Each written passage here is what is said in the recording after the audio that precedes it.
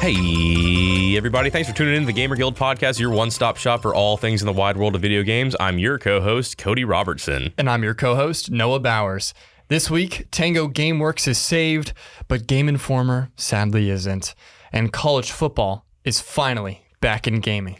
We'll cover all this and more here on the Gamer Guild podcast. But first, Noah, it's been a while.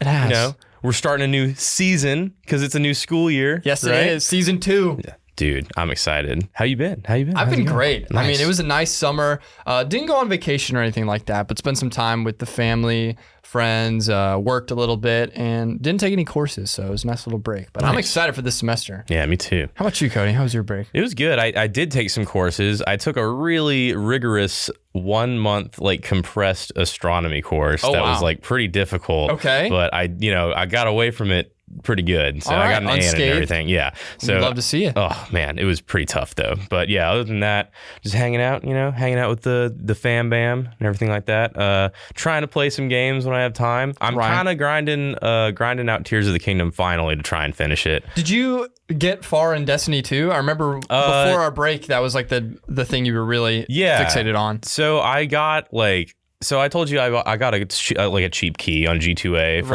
all the expansions. All the expansions up to Final Shape. Because it's $50 brand Obviously. new. So I was like, okay, I'll grind all of these, and I got all the way to what's the one right before the one 2 expansions before Final Shape, I think. That's the one I just stopped for a little bit. But yeah, I was having a good time. I had heard, I think it's Beyond Light or something, or I think it's that one. Is that the one it introduces the green subclass with it's got the strand. Yeah, the strand energy. Yeah, all that one. So I haven't played that one yet. Okay. It still looks pretty good. It didn't review that well at the time. Yeah. But who knows? I'm still having a pretty good time with all of them. So it's just very grindy, and I like my grindy games. So. I know you do. Yeah. So I was having a lot of fun with it, but actually my wife was getting mad at me because I haven't finished Tears of the Kingdom.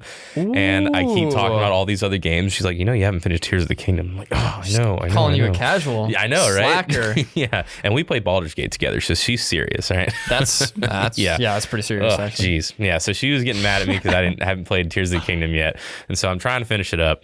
And dude, I've started that game 3 times, and so I'm just like, come on. Lost cause at this point. Yeah, I'm like, geez, but I'm plugging away. Good. But it's a fun game. It's a really fun game. But it's just starting a game 3 times is such a chore, man. So, and this was my kiss of death when I played Skyrim way back in the day. Yes, I was the same way. Oh, I couldn't I loved the game, but I just couldn't finish it just because I wanted to keep starting it over and over and over. Did you ever finish Skyrim? I did once. Fine. Well, once. Okay. When I say I beat Skyrim, I beat Alduin. That's not right. You know what I mean? So I beat the story. Finished the main quest. Yeah, but I haven't completed Skyrim. You know what I mean? Gotcha. I haven't done a lot of the stuff that a lot of the people have done that you should do. And I also didn't do the expansions either. So any of them? I didn't do. What was the one with the house building? That one. Falkreath, something like that. Was it that one? Yeah. Okay.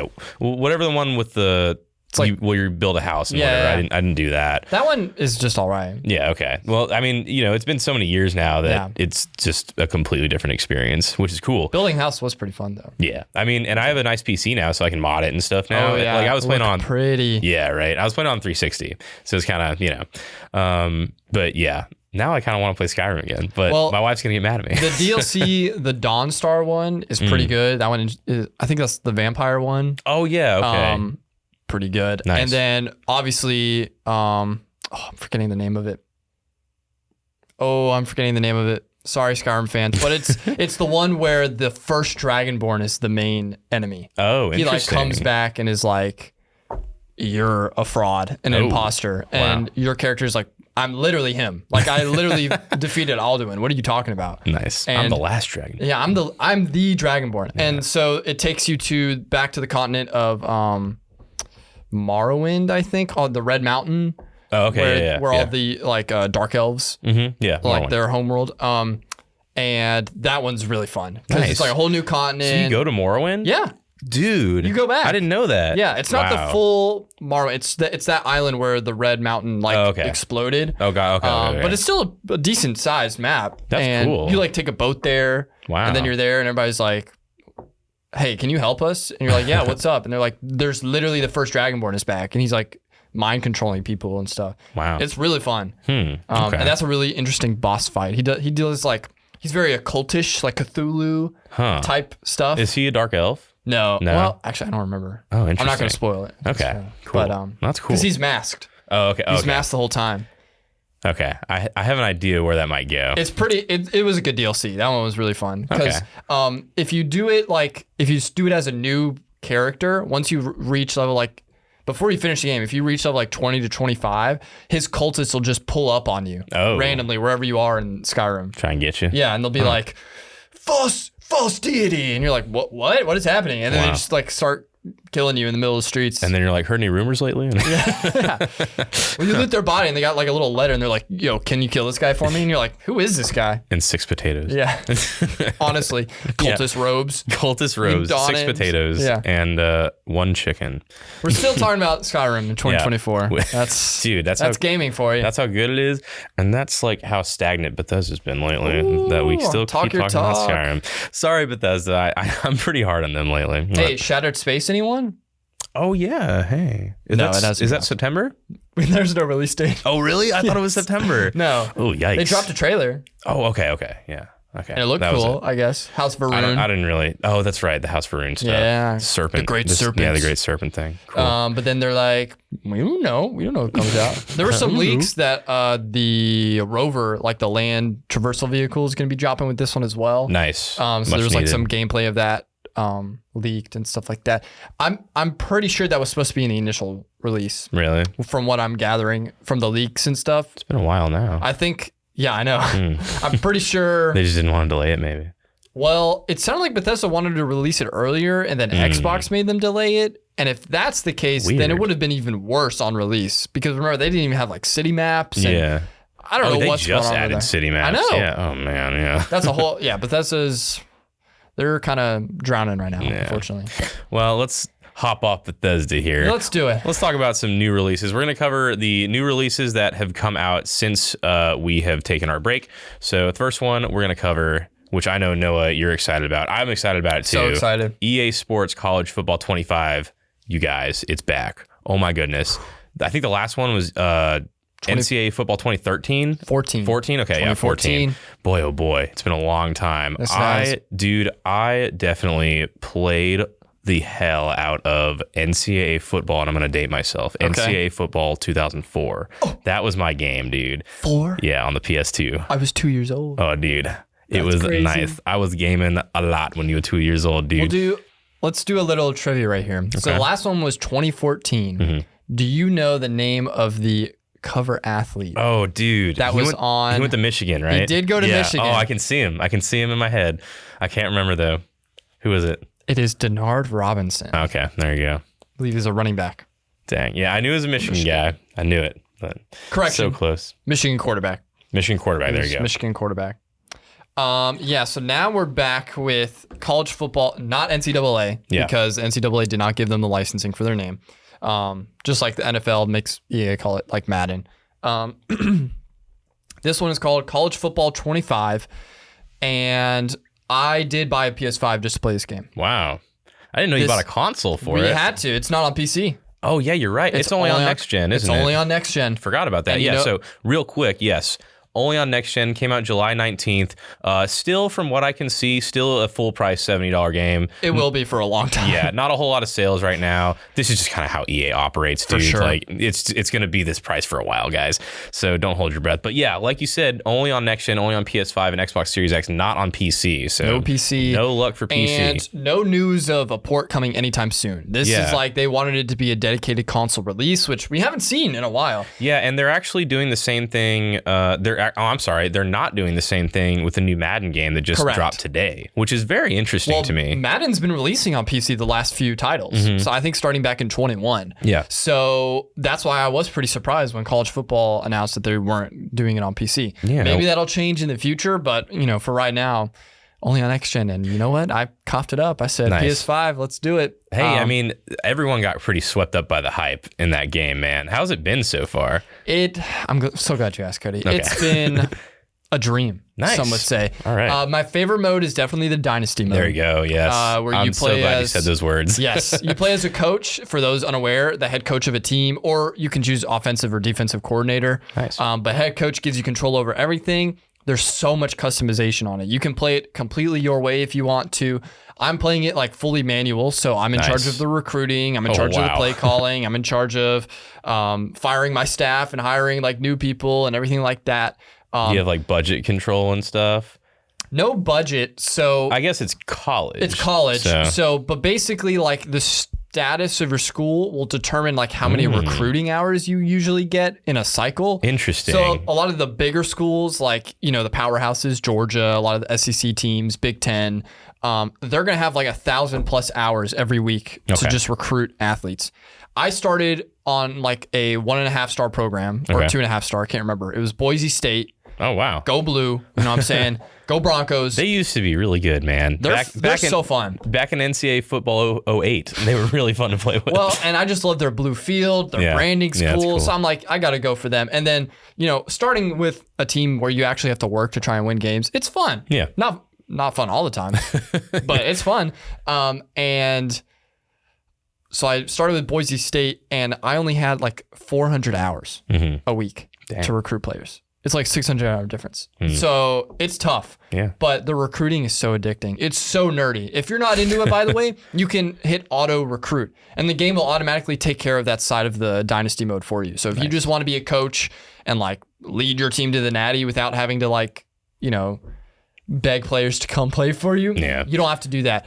You can change the XP progression. You can change that for the coach and the players. Wow. So if you want your coach to, you know, progress slower, but then you want your players to kind of level up faster than they normally would, interesting. you can change all that. It's all manual, all built in.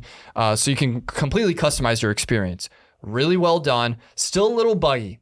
Nothing too game breaking.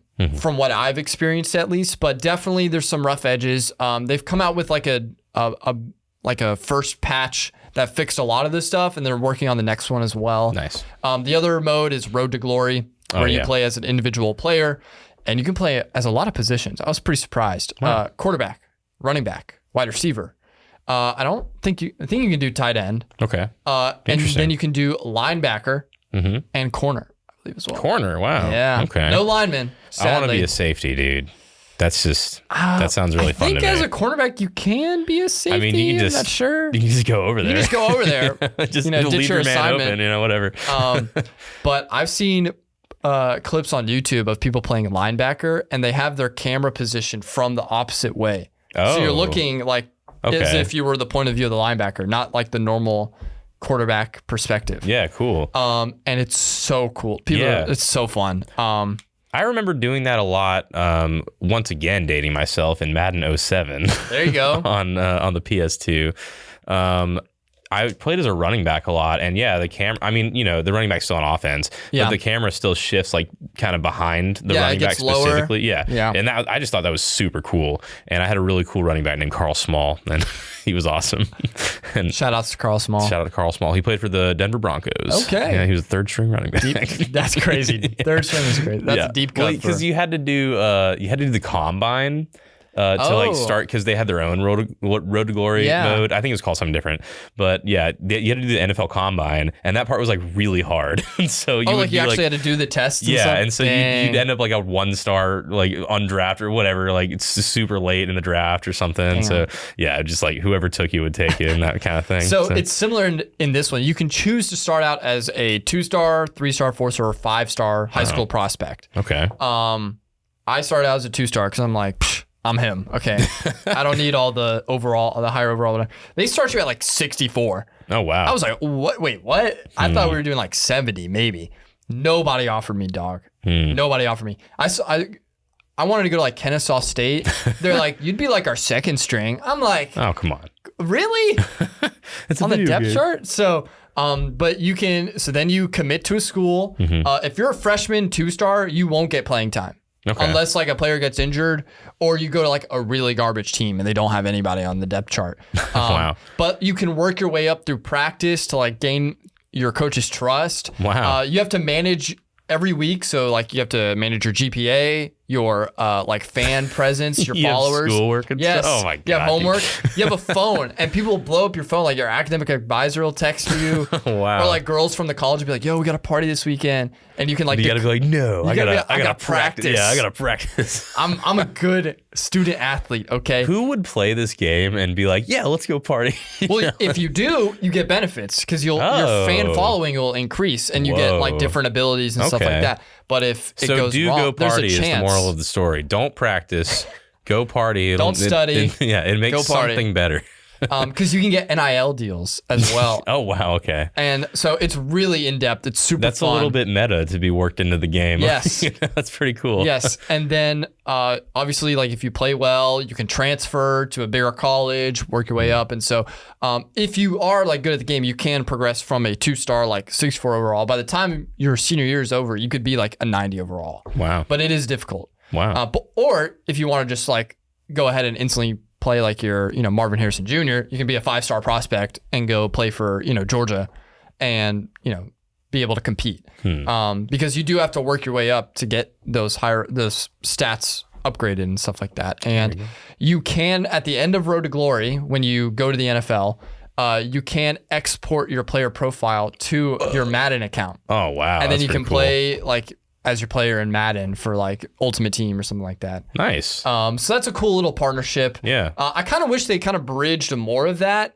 into Madden since EA's developing both. But my guess, they're completely separate teams. So it's going to be different. I mean, it's just brought back for the first time too. So it's kind of like, a lot of melding would take some time. I think we're going to see some very interesting innovations with that, iterations of the, combination of the two. But overall, it's been really fun. It does play different than Madden. Really? The tackling is different. The audibles and what you can do pre-snap is very different for both defense and offense. You can control your O-line protection. There's different hot routes. On defensive side of things, you can change the coverage. You can disguise your coverages pre-snap, so you can make it look like you're blitzing and then drop into a cover 3. This is big like football nerd talk for gamers that are not into it. But it's detailed. It's you can get very detailed. detailed. They put a lot of effort into this, and I can tell, and I appreciate it. It's been a huge success for the college football fans. Yeah. I'm excited to see it back for sure. It's great. You should come over sometime. And I got 2 controllers. Oh, nice. You can play. Yeah. You got 2 controllers? I do. I had to buy an extra one because the PS5 only comes with one. That's true. And it's $70. You know what? I have an extra one that I use for my PC. I'll bring that one too. Nice. And then, there you go. New PS5 controllers don't come with a charging cable? I did not know that. Yeah. It says very on the interesting. box, it says, use the charging cable that came included with your PS5. Wow. And I'm like, you bring a control, like you give us a controller with the PS5. So obviously if I'm buying another controller, I would want another cable. They don't listen to us though. No. And also it doesn't cost $70. Come on, Sony. That's ridiculous. $75 for the controllers. So it was $70 for me. Oh, really? Yeah. Maybe you're special. Maybe. They give it to you because you're such a nice guy. $5 off. They've only been getting more expensive. Like PS4, I remember was $60, and I'm like, there's no way this is worth $60. And then they made the PS5. They're like, actually, it's $70. I'm like, you're just making that up. There's no way. Yeah. But yeah, College Football 25, highly recommend it. I'll give it like 8 out of 10 right now in this state. Wow. 8.5 good. maybe. Yeah. So speaking of that, 85 on Metacritic. So solid score on Metacritic. But yeah, like I said, most of the complaints are about kind of the glitchiness, which if you've been around games for a while, this is kind of like, and every time an EA Sports game comes out, it's going to be a little buggy. Yeah. They're kind of the Bethesda of sports games when it comes to bugginess. So yeah, that's not very surprising. Good to know they have a day 1 patch, which is awesome. Good to know they're going to come out with a day 2 or, a second patch at some point. And I'm sure they'll continue working on it because this game is extremely popular. I think it's selling units. I think it's selling consoles. Yeah, clearly it did. It worked for you. I'm really surprised by that. Actually, I wouldn't think that they would sell consoles. That's crazy. My other friend went and bought the new Xbox to play it. I mean, because we're all PC. Oh yeah, and so we're like, hey man, we want to play this. I mean, we're huge fans of football. So yeah, it's good to see it back though. It is. That's awesome. Hopefully it gets ported to everything else. Everyone can play. That'd be good. That's what it's all about. Well, that's EA Sports College Football 25. There you go. Check it out if you're into your college football. We're back at college now. College football's back. It's good timing. Check it out if you want to. All right, next one. Valorant, not a new release, but Valorant came to consoles this was August surprising. 2nd. Yeah, I was surprised too. I'm also surprised at how well it's doing on console. Yeah. People are really happy with it, actually. And that's a huge, I would not think that just, from a hero shooter coming from PC to console, you'd be like, oh, this is going to be terrible. Well, especially a tactical shooter like that. Yes, exactly. Yeah, dude. So I'm really happy to hear the reception's been pretty good. Have you seen anything with in the esports community? Because I know there's no crossplay right now. There's no PC console crossplay. I think it's just PS5, Xbox crossplay.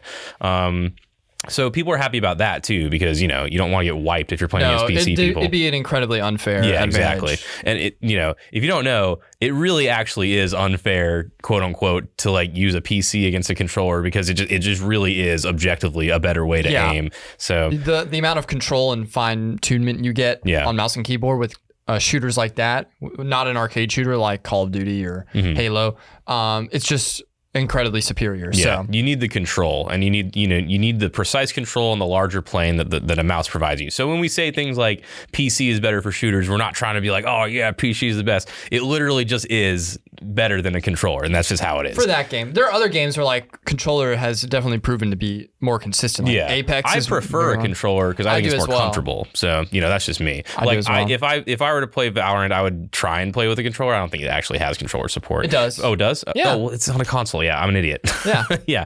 But I did try to play it, and I tried to play it on keyboard, and I just I don't know. I kind of grew out of keyboard shooters after Doom and Quake and stuff. Yeah. So I'm like, I don't know. It's rough. But, I have seen in esports, you were asking about any esports sides of this. Yeah. I don't think we're going to see a controller league for Valorant. I'd be very surprised. Crazy. Yeah, that would be first of its kind, I think. But if there's an audience, they'll make it. And it'll be amateur run for sure. But I don't think Riot itself is going to be supporting a console league. I think it's the VCT Valorant Champions Tour is going to be all PC forever and ever. If you want to be competitive, you're on PC anyway, right? This is I think this is just more for people who wanted to kind of check it out, but were casual shooter fans. And, like I said, it's pretty intimidating to try and go to a tactical shooter on a PC if you've never done it before. So console is just a pretty good way to try and get a bigger audience and get more people into it, and at least show people what it even is. You know what I mean? And money. Because the Valorant item shop is one of the best in terms of the way that they do the limited releases and the pricing of it, and it being collectible and stuff like that. It's not to the level of Counter-Strike where you can resell your skins for a crazy market value, but they definitely do a good job of making that a moneymaker for them. So exploring that on the console market is definitely good for Riot Games. Now, I did see a tournament that was run for console Valorant. It was run by Optic Gaming. They did it as a creator influencer tournament. So it wasn't with esports players, but it was kind of just a content piece that they did. And they had members from all their different teams, like Apex and Call of Duty and and kind of just check it out. Yeah, they all played against each other in console Valorant, and it was pretty fun. It was pretty enjoyable. I'll tell you what, Valorant has changed. Really? So obviously they've updated it and added new legends and agents and stuff. And we're starting our Valorant season here in a little bit in September. I'm gonna have to do a refresher because some of the maps that they were playing on and the new agents and abilities that they were using, I was like, oh man, this is a different game just from a semester ago. Wow. So it's going to be very interesting. I'm excited to see. Yeah. That's the thing with esports. They're constantly changing. Always evolving. Yeah. Way more so than normal sports, I would say. Normal sports change all the time. I was a wrestler in high school. Those rules change every freaking year. Really? It's really hard to keep up with. Yeah. Football doesn't really change. The biggest change this year is they added a new kickoff. Yeah. And everyone notices and right away when a change happens and something like that. But yeah, something like an international sport like wrestling, nobody really follows that much. They change rules constantly, dude. So much. It's crazy. It's really hard to keep up with. So yeah, games are kind of the same way where, obviously as developers patch stuff and they put, more things in to try and make more money or whatever, things are going to be pretty drastically different. And with esports, you will hear the reaction immediately because people are either going to really like those changes or just not really care about them, or they're just going to hate them and they will let you know about it, which is pretty unique, I think, to gaming. Yeah, the feedback is just so instant. Yeah, it's so loud too. It's so loud most of the time. Boy, oh boy. Well, anyway, that's Valorant. Came to consoles August 2nd. I think it's just PS5 and Series X, I'm pretty sure. Pretty sure. Yeah, so check it out if you are into that. If you think you might like tactical shooters, but you're not really sure, and you don't have a PC or you don't want to try it on PC, go ahead and check it out. It's free to play. So there you go. You don't have to spend money on it if you don't want to, but they will try to get you. So watch out. Yeah, they'll try and get you. Completely optional though. Yeah, but just remember, you don't have to. All right. But you'll look less cool. So. but like everyone's gonna make fun of you. Yeah, I mean, come on now. All right, here's the next one. World of Goo 2, highly anticipated game by one Cody Robertson. Came out August 2nd. I think I'm the only one, too. I've never heard of this. Oh, dude. Okay. So World of Goo. That came out, I think it was a WiiWare game when it originally came out, and then it got ported to a bunch of stuff. Okay. It's a puzzle game where you would point the Wii remote and you would have these little blobs of kind of like little ink blobs. And so, World of Goo, little goo blobs, right? And you would have to like connect them kind of like, what are those toys where it's the sticks? It's not like Jenga, but it's like the sticks. You know what I'm talking about? So it's like that, but you have little balls of goo. Okay. And you try and connect them like a bridge or something. Oh, and okay. Yeah, and so it's a puzzle game, and you have a certain amount of blobs. And this is just the first one. I haven't played the second one yet. So you have a certain amount of blobs, and you go up to, you have to like build a ladder or build a bridge or something, and try and get over to like a hose. And the blobs are like trying to escape to the hose. So okay, very mobile gamey. Yeah, exactly. It was definitely on mobile. It was on iOS for a long time, but I'm pretty sure it debuted as a WiiWare game, and you would use the Wii remote. And dude, I loved it so much. So the sequel finally came out after, I think it came out in 2010, so it's been a while. Wow. Okay, 14 years. Yeah, so sequel to World of Goo, like I said, it was on iOS, and I knew it as the WiiWare and iOS game. It's got an 86 on Metacritic for the sequel, so super solid. It is all 2 reviews. I think it's got like 11 or something. Yeah. But I mean, I really like World of Goo. So if you're into things like that, it's on PC and Switch. So sorry if you have a PS5 and Xbox, my bad. But it looks pretty cool, I like the concept of World of Goo. Is a really addicting game. Definitely mobile type game. It was kind of back in the days when mobile games were starting to really explode, like kind of pre-Clash of Clans era, that kind of thing. Angry Birds. There you go. Temple Run. Yeah, like that kind of 07 to 2011, that like mobile game golden age. I mean, some would say that's the peak of gaming. I mean, hey, I think Flappy Bird was the peak of gaming, dude. Yeah. Oh man. Flappy Bird. Jeez. Well, that's World of Goo 2. Check it out if you're into, your little puzzle games that are pretty fun. I like it, so I'll be playing it. Don't feel so alone. I'll be playing it too. All right. Speaking of sequels, we got another one coming up here. Steam World Heist 2 came out August 8th, and that is on every console. Yay. And it's $30, so not a $70 game. So that's pretty nice. Now, this is the sequel to Steam World Heist. I've never played it. This takes place in like the SteamWorld Dig universe. So they've made several different games. They made this game SteamWorld Dig, which is like a platformer, and then SteamWorld Heist, which is like a tactics game, like a tactics game. I haven't played either of them, but they have a really dedicated following. And it's got an 80 on Metacritic, developed by this company called Thunderful in Sweden, who, like I said, make the SteamWorld franchise. It started out as a tower defense game when it debuted on the DS.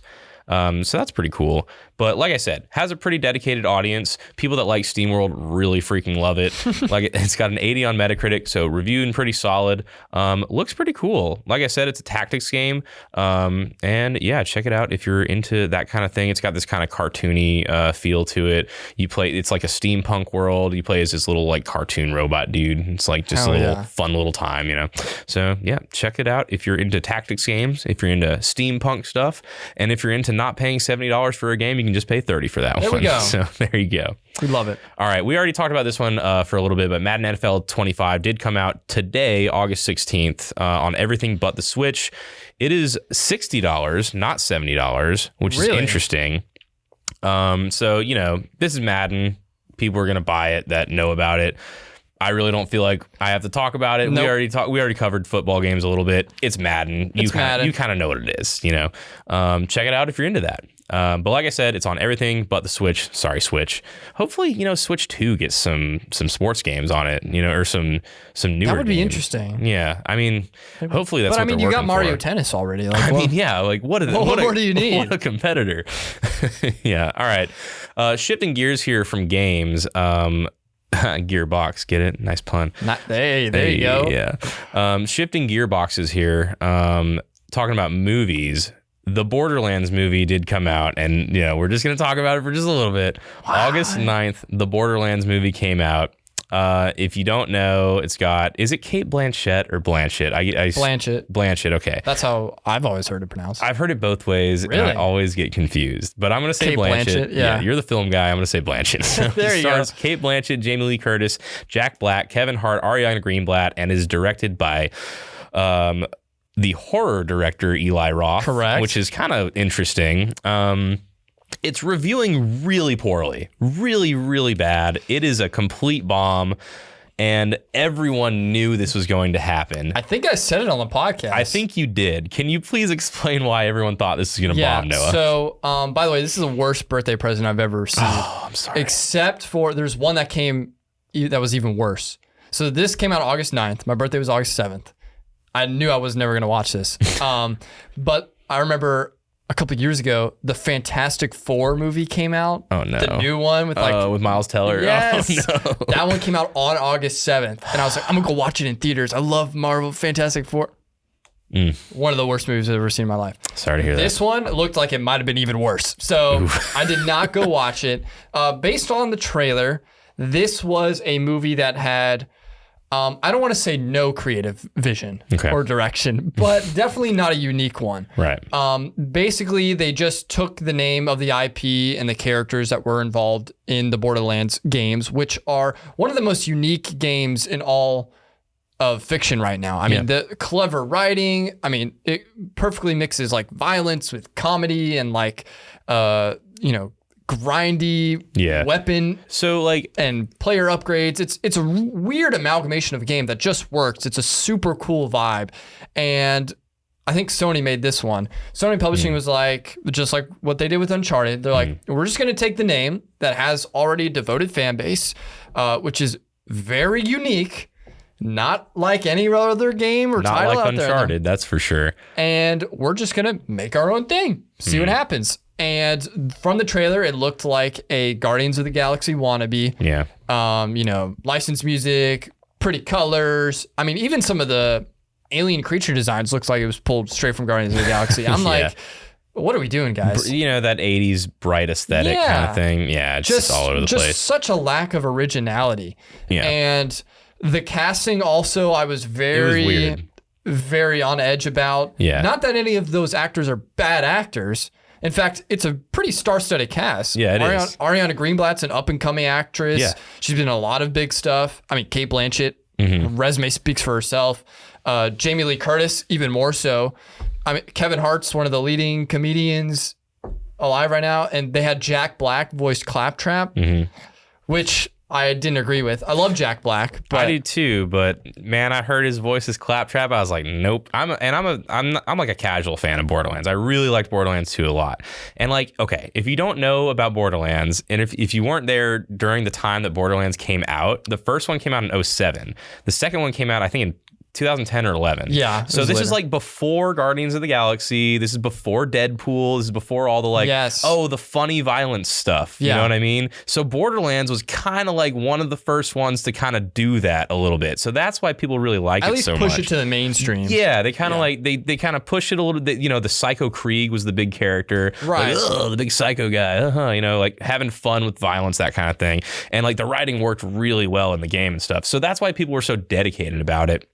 And then to see it take the form of something really unoriginal is really, really upsetting. And like you said, we could all tell in the trailer that this was just going to be a train wreck. I mean, the production quality looked maybe okay, but the other thing too is that this was being marketed as a PG-13 film. And the reason why companies do this, I know it, is because they think they can access a broader audience. Yeah. When you don't make it R-rated, you're like, oh, people are going to take their kids to see it. Guess what? People take their kids to see R-rated movies anyways. We got bad parents out there. They just don't care. But they're like PG-13, more eyeballs, more people are going to see it. This movie had a budget of, I believe, about $150 million. Would you like to know how much they made opening weekend? I think I saw this number. Less than $10 million. Oh. Less than $10 million. Oh, jeez. In an insane bomb. Yeah. One that I haven't seen in a while. That's like worse than I could have imagined. No, it's honestly. bad. Yeah, It's that's bad. really bad. And I'm gonna say it. I'm so glad it happened. It's Really? so deserved. These studios need to learn that they can't just, pick apart an IP from a video game to suit whatever they want without having some sort of substance behind it. I think it's good timing now too, because we just had a slew of really good video game adaptations, right? We did. We had The Last of Us. Phenomenal. We had the Mario Bros movie. Good. What were the other ones? Oh, geez, I'm blanking on them now, but you get my point. But yeah, man. So Sonic, yeah, we got a new one coming out. Out this year. It's got a good fan base, and they are doing their own thing. It's separate from the games, but they have substance behind it. They have a vision. The casting is well done. Yes, and there's like love and dedication behind the IP. You can tell. Also, they know their audience.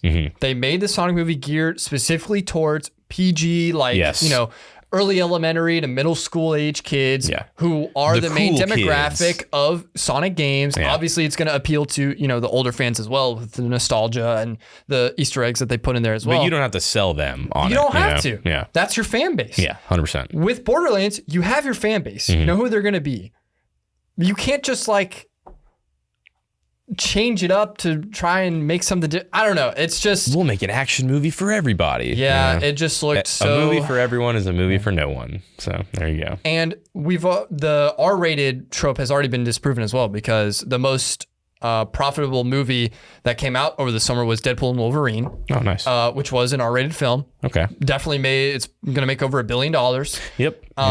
And that one had a budget of like $250 million or something like that, because Disney just shovels money into those Marvel 99% of it movies. was for Hugh Jackman. Most likely, as he should. Yeah. I love Hugh Jackman. He deserves everything. He really does. I don't think he's underrated, but he's rated. He should have an Oscar at this point. I think he does, but I'm not sure. I don't know. But yeah, Borderlands movie. It's just the next in a long line of films where, they're just too afraid to do something different. And so they're like, well, let's just get a franchise going. Yeah. Okay, because franchise is safe. They have a fan base, but then they don't do what the franchise is about. They just use the name, use the characters. Yeah. When they cast Roland, and if you play the games, you know who Roland is. When they cast Kevin Hart as Roland, I was really confused. It's really out of character. Yeah, Roland is not a comedian. Roland's not a funny guy. He is comedically not funny. That's the thing about Roland. So I would have been, I would have chosen an Anthony Mackie or something like that, right? A little bit more stoic, but can still throw a jab at you verbally. You know what I mean? Oh, man, I don't know. And then to see Kevin Hart, and this is just based on the trailers, I haven't seen the movie. So to see Kevin Hart kind of not really act like Kevin Hart is really weird. It is. Because you want him you bring him there to be Kevin Hart, right? Just like you bring Jack Black there to being Jack Black. That's another thing. I heard his voice is Claptrap, and I just didn't like it. I didn't think it sounded like Claptrap at all. And in my opinion, this is another thing that Hollywood studios do, is that, especially with animated films, but in this case, it's with an animated character. Chris Pratt. Instead of going to the voice acting pool, where you have, which is huge, a plethora of talent that is just so good at what they do, you go to a celebrity name. Now, some of them are good at voice acting. I'm not going to shade anybody, but some of them, you're really just getting them for their name and the, and that eyeballs name it's is bring. Chris Pratt as Garfield. Okay. That shouldn't have happened. All right. I actually heard the Garfield movie wasn't that bad. I heard it was bad. Oh, really? Yeah, because of Chris Pratt. Oh, well. His voice. But, you chose He was the good wrong... in the Lego movie. Yeah, he was. He was really great. Good. I really like that movie a lot. But, that's just an example. That's an example. Chris Pratt, that's kind of the name. Oh, Chris Pratt's and everything, that kind of thing. But yeah, you're right. And there is a huge pool of very, very talented voice actors. I was one of those guys when the Mario Bros. Movie got cast that was a little upset that Charles Martinet didn't get a chance. I was like, oh man, Chris Pratt, he's going to be terrible. He was fine as Mario, I thought. And I also didn't have a problem with the rest of the cast because I felt that the rest of the cast in and of themselves were characters.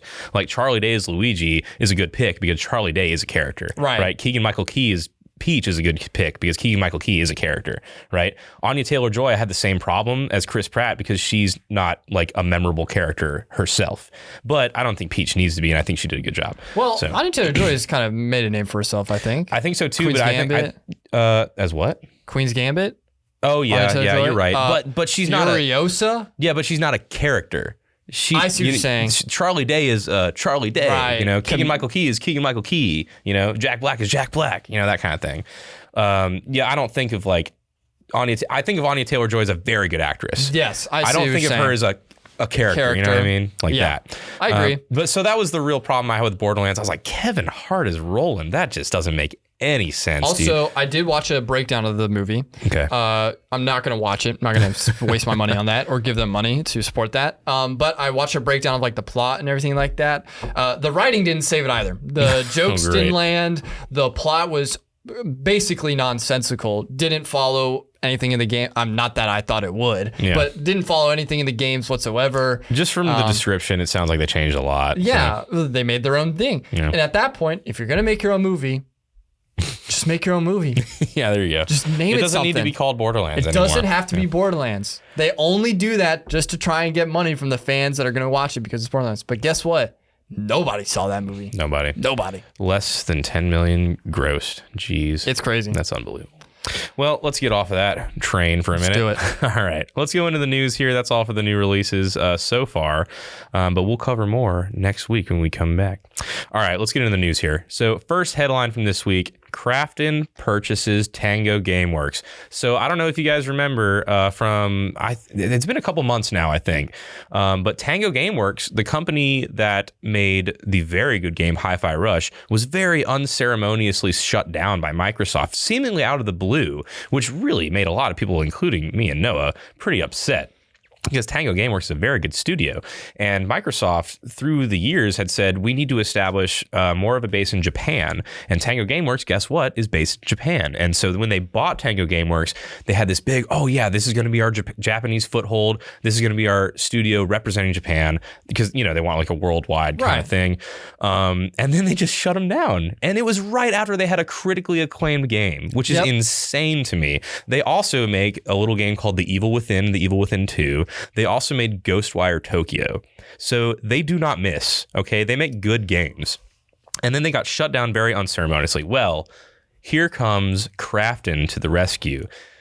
I have mixed feelings because it's Krafton. Yeah. If you don't know, Krafton is the company that owns a little game called PUBG. They are a little bit predatory with their microtransactions, especially lately in PUBG. Just a tad. Yeah. So I'm a little worried to see what they're going to do with Tango. Hopefully they leave them alone and let them be Tango, So, and here's another detail. When Krafton purchased Tango Gameworks, they also purchased the Hi-Fi Rush IP. They did not purchase The Evil Within or what's the other one? Ghostwire Tokyo. So Microsoft will still own The Evil Within and Ghostwire Tokyo. But Krafton will now own both Tango Gameworks and Hi-Fi Rush. I don't think they've said anything if they're going to make a sequel. But if they bought the IP, that's obviously the intent. Yeah, or they might just want it. Yeah, expand on it maybe a little bit. But yeah, what do you think, Noah? I'm glad they got saved, but yeah, it's just another symptom of what's been happening in the industry all this year, with the layoffs and shutting down of studios, and even when they make phenomenal games, they're really not being rewarded. Yeah, nobody's safe. It seems it's pretty crazy. Well, remember we were bragging about Destiny 2 when the Final Shape DLC dropped. We didn't talk about this because this happened over the break, but they fired a whole 200 plus employees from Destiny and Bungie. And meanwhile, the CEO was buying, expensive sports cars and got a $20 million salary bonus. Wonderful. And stuff like that. Good for him. No, I hope he's enjoying it. A lot of people that helped write, develop, and produce that DLC were part of that team that just got completely cut off. Jeez. So I mean, it's wild out there. So Krafton coming in, purchasing Tango Gameworks. On one side you're like, oh yay, people might be able to go back to their livelihood. And at the same time, you're like, But it's crafted. Why is Microsoft even making these decisions? It's just frustrating to watch. It's pretty boneheaded by Microsoft, I would say. And it comes at a time when they're not making the best decisions, and they're like, speaking of, they just delayed Avowed. You know, I don't know if Obsidian or Microsoft delayed it, but that's just another thing on the Microsoft pile. Most likely Obsidian, or Microsoft. Most likely, okay, well there you go. You know, and that's just another thing on the Microsoft pile that people are asking themselves, what are we even doing here, Microsoft? Why do I have an Xbox again? I'm a little confused. I can get everything I need from my PC. You know, except college football. Yeah, apparently, except college football. There you go. But that's not a Microsoft decision. That's an EA Sports decision. It's true. So, yeah, I don't know, man. Really weird by Microsoft. Like I said, I'm glad Tango got saved. I think they deserve to get saved. I will be cautiously optimistic. I think this is still like a net positive situation here. I think we'll wait and see. Yeah, so I'll be cautiously optimistic about what Krafton's going to do with Tango. I think maybe Krafton knows that there's a lot of discourse about PUBG right now, and they want to bring something else in. For sure. So we'll see how it goes. Speaking of Krafton, I have a segue here. Okay. Do you know the name Robert Kraft? Yeah. Okay, so he's the owner, for those who don't know, of like the Patriots. Yeah, okay. And Kraft, like the company. Yeah. Billionaire. He's also the owner of Oxygen Esports. That's like the Boston division of esports. They owned the Boston Breach team in the Call of Duty League. And they, within a couple, I think 3 or 4 days before the Esports World Cup, when the Call of Duty teams were going to go compete, which they're doing right now this weekend, Oxygen Esports, Boston Breach, completely shut down. Whoa. And they gave all their employees and players 1 day notice saying we're completely ceasing all operations. Jeez. We're working on severance. You have to move out of your apartment. By the end of tomorrow. You're not allowed to use the Helix facility, which is their esports thing. And they just gave no further comment. Wow. It was out of nowhere. It was wild. Jeez. And we really haven't seen the effects of that yet. But that means that there's now a spot open in the CDL. It also means that, 4 players and a coach are out of their job and a home. Yeah. And it's another aspect that we're just seeing with Tango Gameworks, where these big businesses are making decisions just almost seems so rashly, just completely ignorant of what it means for people's livelihood. Yeah, 100%. Man, oh man, it's really upsetting to see. And speaking of things getting shut down abruptly and for no reason, jeez. Are you ready to get this out of the way, Noah? Yeah. I'm really sad. We'll do this one real quick. Oh, man. All right, guys. I'm sorry. This is really upsetting. Game Informer is dead. Game Informer has shut down after 33 years. Man. Moment of silence. Yeah. Let's pour one out for him. So if you don't know, Game Informer is a wildly popular gaming magazine. You've probably heard of it if you're listening to this podcast. And it had some of the best exclusive stories. It had some of the best, I think, reporters. It produced some of the best content creators nowadays. A lot of people that wrote for Game Informer, you'll see them on the internet still doing game journalism and stuff like that are really successful. And like me, myself, I personally, I would just see Game Informer in like a grocery store or whatever when I was a kid. And I'd be like, Mom, let me get that. That looks cool. It's got a picture of a cool thing on it. I don't know. So, I would just get it and kind of flip through the pictures. And then I remember one time I was reading, well, I wasn't reading it. I was looking at the pictures. I was looking at the pictures of this one issue, and it was the Halo 2 preview issue from, I think, 2002 or 3, I think. I was reading that one, and I had a buddy that actually ended up being a professional Halo player later on, like one of the OG professional Halo players. Yeah, his name was Small. If you want to look him up, his name's Coach Small. But his brother started actually like reading the magazine, reading the actual article, because he wanted to learn about Halo 2. Right. And I was like, oh, wait, there's like words in there that he can read and stuff. That's crazy. And so I actually started paying attention to video games because of that moment, because of Game Informer. So Game Informer was really game informative for me. See what I did there? And man, Horrible. I'm just really sad that it's gone. Game Informer was kind of my dream job for a long time. It was such a foundation. Yeah, of it the really industry. was. It really was. Man, it was a mainstay in like wherever you see magazines, you'd see Game Informer. It actually at its peak was the third most popular magazine by circulation in America. And yeah, so if you didn't know, GameStop, the retailer, is the company that owns Game Informer. And they have for a long, long time, since I think 2000. They started laying people off in, I think, 2015. It may have been a little bit later than that.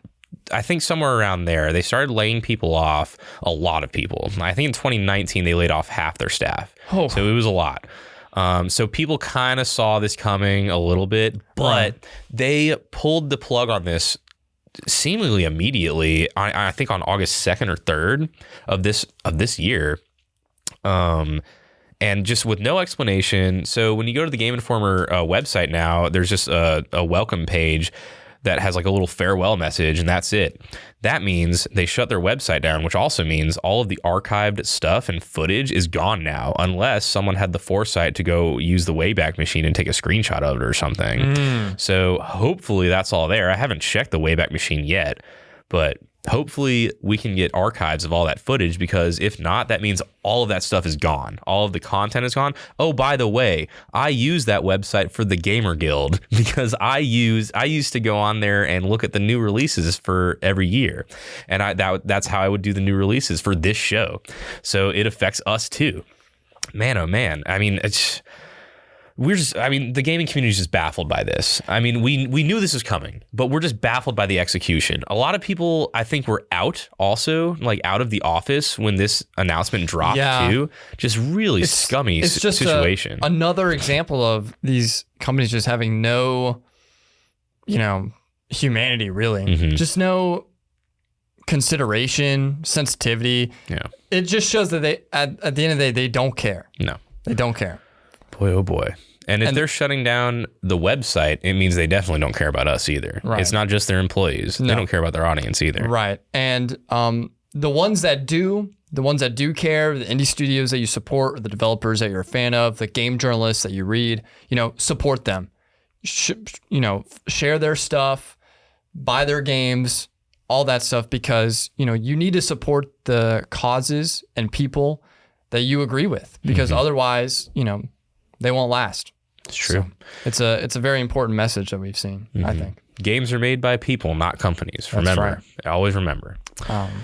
Quick little news that just happened. Over the past couple months or so, like a fan made developer named H2 was working on remastering all of the content on Modern Warfare 2 to be implemented into Modern Warfare Remastered, which was a game that came out a long time ago, back in Infinite Warfare. They were bundled together.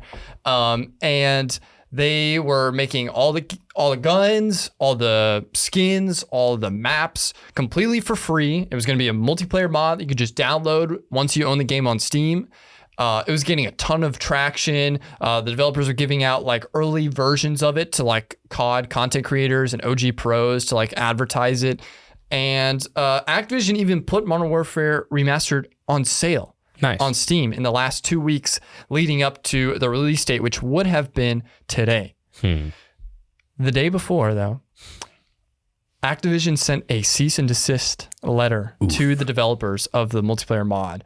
And the developer said, we have to agree to this, otherwise they're going to, take everything.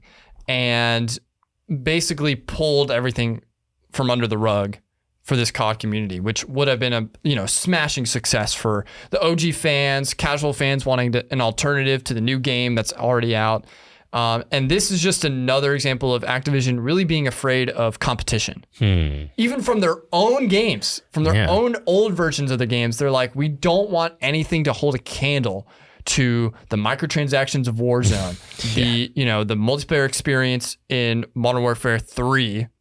2.0, awesome. technically, because we've already had Modern Warfare 3. So it's just, Yeah, it's sad to see. It's also sad that they basically profited off of the hype of this mod by putting it on sale. They sure getting did. people to buy it. Yeah, in I wonder if they did that on purpose by doing the cease and desist the day before it released. Oh man, what a coincidence. So yeah, it's just greedy move. Yeah. And I hope it shows the Call of Duty audience that like Activision, like we were just saying earlier, they do not care. They do not care about your fun. They do not care about whether you enjoy the game. This is definitely for profit. And they are the most profitable video game franchise of all time, I think. I mean, they make over $1 billion every year. They release a game every year. No one even comes close to that. And we have Black Ops 6 coming out. Yeah, sure do. In October. And it's going to be $70. Open beta coming out August 20th. Now, it will be on Game Pass. So if you don't want to purchase the game, you can buy the Game Pass for like a month and just play it. Which is what they want, man. Which is because Xbox owns Activision now. Yeah, so a little bit of conflict of interest there. But yeah, that was a quick little story that happened. It was getting really big in the COD community. Everybody was excited to see that. There was so much love poured into it. Like the bots' names were like old Call of Duty professional players and like snipers from back in the day on Optic Gaming or FaZe Clan. And yeah, it was just supposed to be like this nice passion project that got shut down. Again. We can't have any passion projects around here when there's money to be made. Right? Jeez. Unfortunately. Oh boy. Well, Noah, that's all we have for the news. Why don't you tell us what's going on in this new semester of esports? Whoa. Fall 2024 semester. We are back and bigger than ever. A lot of new titles. So if y'all are wanting to join the Augusta University esports program, now has never been a better time. Tryouts are going to be open to all ranks, regardless of skill level. If you're interested in a title, feel free to join us. They're going to be held August 23rd through the 25th. Usually starting about 6 p.m. in the afternoon. We'll probably run it until about 10 p.m. That depends on the coaches and the players involved, their schedules. To sign up for it, please join our Discord. You can find the links to that on our link trees on our Instagram and Twitter bios. You just click those, join the Discord, and in our announcements channel, we're going to have all the links posted to the specific forums for whichever title that you're interested. And feel free to sign up for multiple ones if you're wanting to try out in Valorant or Overwatch. Let's see if I can list all the titles that we're going to offer this semester. We're going to do Valorant, Overwatch, Rocket League, League of Legends, Counter-Strike 2, Sim Racing, Smash Brothers. That's a new one. Nice. Rainbow Six Siege, Call of Duty, potentially. Nice. If there's enough interest for it. And I believe that's all the ones that are confirmed. That's Modern Warfare 3, right? It will be on Modern Warfare 3 for Playfly. When Black Ops 6 comes out, if we have a team for it, we might look, because they'll probably start a new collegiate season in a different competition. So if players want to play that instead, we can probably transition over to that as well, or play both, whatever they're into. So yeah, a lot of new teams. We're also offering behind the scenes openings as well. So if you're interested in becoming a graphic designer, social media manager, content creator, video editor, or broadcaster, join me on the streams, on the live streams. We're offering, tryouts for that as well. There's a separate form for that. We already posted it on our Instagram. There's also a link in the Discord for that as well. And yeah, it's all starting. Yeah. So. Lots of stuff going on in the esports community here in Augusta University. Sounds like a lot of fun. Let me think. Was there an Apex thing that I saw? Oh, yeah. We are offering Apex too. Nice. Okay. I thought I saw that. If there's enough student interest, obviously we only need 3 to make a team. Yeah, so if you know anybody that wants to play Apex Legends, we have the form up on the Discord for it as well. That's why I said I might be forgetting something, but all of it's already on there on the Discord, on the social media posts as well. So get involved. Shoot us some messages in the general chat or DM me on Discord. If you're wanting a title that we're not offering yet, let us know. We can make a form. Try and get some student interest for it. We'll be posting physical posters as well across campus with a QR code that you can just scan and join as well. So we're going to try and put it in front of everybody's eyes before that weekend, before we got to make our rosters. Nice. All right, Noah, thanks so much for that. If you are a gamer and you are interested in talking about stuff about games, you can come on the Gamer Guild if you'd like to. Just come on the Discord and say, hey, I'd like to be on the Gamer Guild, and someone will get in contact with you and we'll go from there. But if you got a story you want to tell, if you got a game that you think is really cool that you want to talk about, just come on down. We're here for everybody in the gaming community. So that's all from us here on the Gamer Guild podcast. Yes, Noah, thanks for coming. Thanks for joining us, everybody. We'll see you next time. See ya. The Gamer Guild podcast is recorded at Augusta University's TVC lab. Our producer is Jasmine Garcia. Music is by Ethan Balducci. The opinions stated are that of the individual and not Augusta University.